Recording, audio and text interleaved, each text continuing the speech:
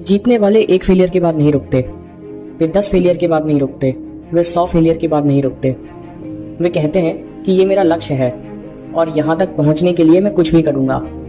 मैं अपने फेलियर से सीख लूँगा, मैं ज़्यादा तेज़ी से सीखूँगा, मैं ज़्यादा मेहनत करूँगा, मैं ज़्यादा होशियारी से काम लूँगा और मैं अपना काम करना तब तक नहीं छोड़ूंगा जब तक मेरा सपना सच नहीं हो जाता।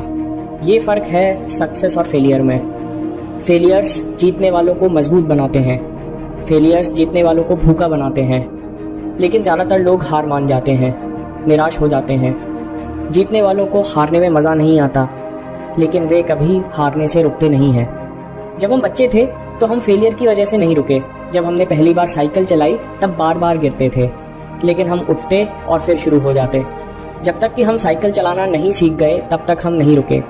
फिर हम बड़े हो गए और हम में से कुछ लोग अपनी ताकत भूल गए। हम साइकिल पर वापस बैठने से अब डरते हैं, हम बहाने बनाने लगे। खुद से सच बोलो, वापस साइकिल की उस सीट पर सवार हो जाओ।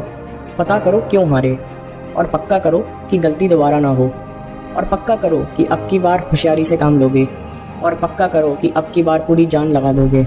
इसलिए आपकी हार कोई फेलियर नहीं, फेलियर आपकी कहानी का अंत नहीं है, ये नई कहानी की शुरुआत है। अगर फेलियर आपकी कहानी का अंत होता तो कोई भी महान नहीं होता।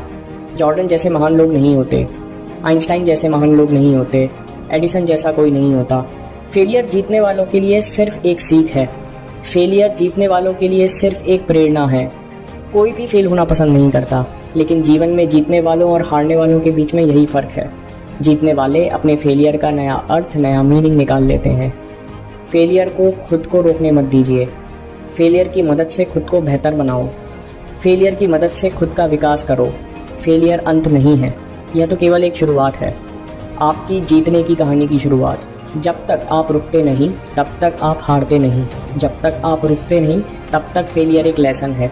चैंपियन की भाषा में फेलियर नहीं होता, वो तो बस उन्हें आगे बढ़ने के लिए प्रेरित करता है। क्या आप एक चैंपियन हैं? क्या आप आगे बढ़ते रहेंगे? पहले से ज़्यादा मजबूत होकर निकलो और आगे बढ़ते रहो।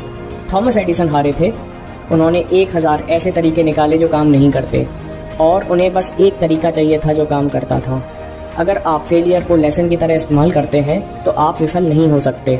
अगर आप उसे प्रेरणा की तरह प्रयोग करते हैं तो आप कभी हारे नहीं। अगर आप उसे खुद को प्रोत्साहित करने और खुद को बनाने के लिए इस्तेमाल करते हैं तो वो आपको कभी नहीं तोड़ सकता।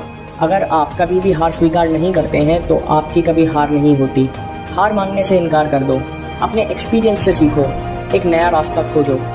हमेशा एक नया रास्ता ज़रूर होता है।